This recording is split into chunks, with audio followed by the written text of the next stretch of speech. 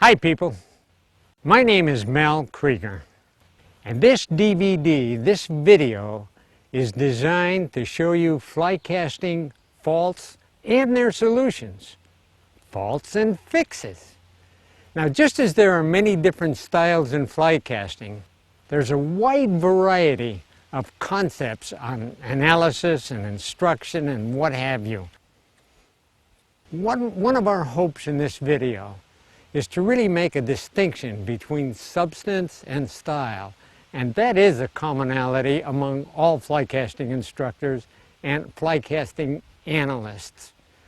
Let's begin with some basic mechanics of a fly cast. Basic mechanics of a fly cast. First of all, let's define this casting stroke. Looks something like this. This V-shaped angle is what we do to cast. I'm going to explain more of that later. For want of a better word, let's call this a casting arc, this particular angle in this position.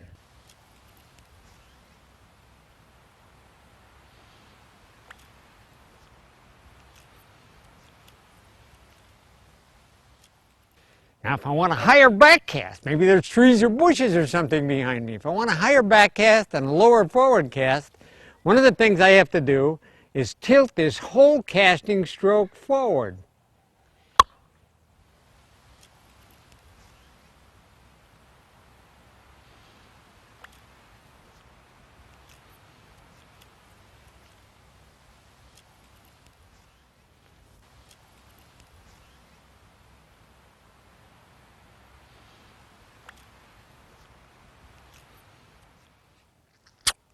Beautiful. A pour loop or an open loop looks like this. Usually a beginner's cast, and it usually collapses on the water like that. A loser. And last but not least is our old friend the tailing loop or the cross loop. And it looks like this.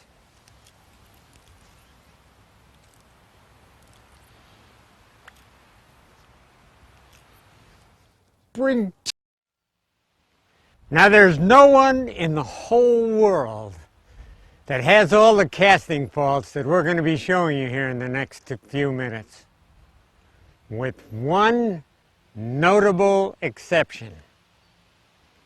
I want to reintroduce you to your old friend and mine, Joe Schmatkapop. You remember Joe. Joe likes to wear baseball caps because he thinks of himself, maybe one day I'll be a big league baseball player. And Joe makes statements like this: I don't cast so good.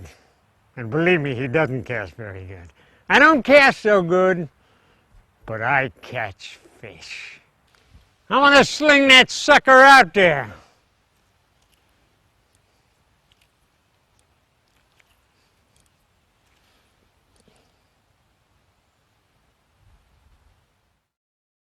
Let's analyze Joe's cast. Joe was getting a big fat loop or a non-loop.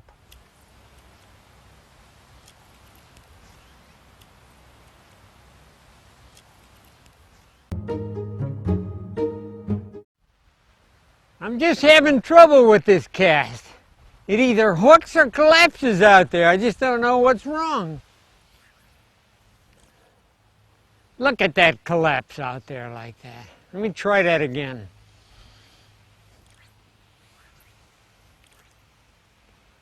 It just won't shoot the line. He should have been doing a straight cast, and then the line shoots out. God smiles down upon you.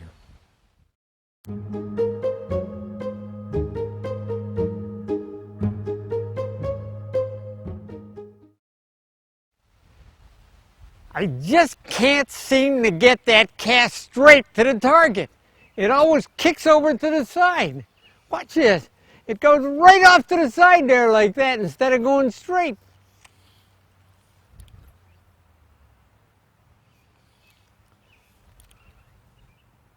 See how it goes to the side? Terrible. I'm just having trouble getting distance on these casts, and I think I'm doing everything right. Look at that beautiful loop. Beautiful loop. Beautiful loop. I've got that just perfect. Now the last cast collapses. It's terrible. Let me try that once more.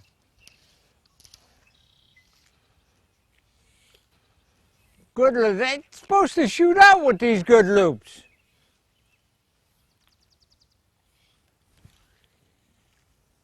It's just not shooting out. I'm having a terrible time here, guys. I'm getting the tailing loop going forward like this, and my back cast is getting caught on the grass. Watch my back cast. It's a disaster. I'm hooking on the water, on the grass, every place. Watch this thing.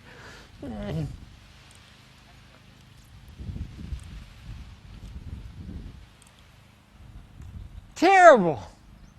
What am I doing wrong? I try to do everything they tell me. They said accelerate to a stop. They said go slow, and then I'm going to bend the rod.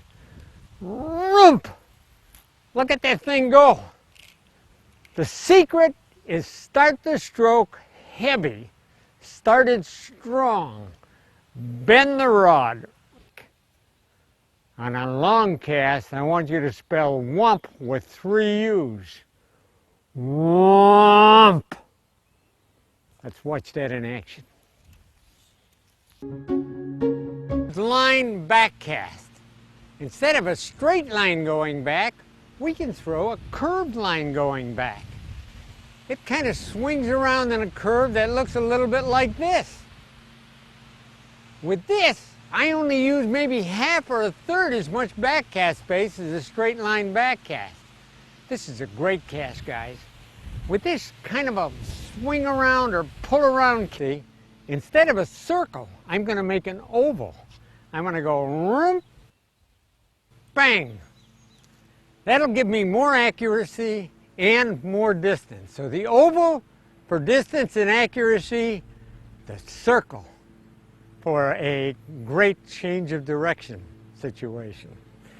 This cast is known by many names. I have to tell you some of the names because it's kind of fun. Everybody names this cast. Everybody who writes a book or does a video or whatnot. It's called the oval. I think we've addressed most of your casting faults. Now, with just a little bit of practice, you're going to be a super caster. Practice? What do you mean, practice? You think I'm a dummy or something? I got it all right up here in my head. Besides, I know how to catch fish. You know, folks, I suspect Joe really can catch fish. And I know that there's a little bit of Joe in all of us. But the distance between your head and your hand can be a long way. If I can just talk you into a little bit of practice, I'm sure your casting is really going to improve.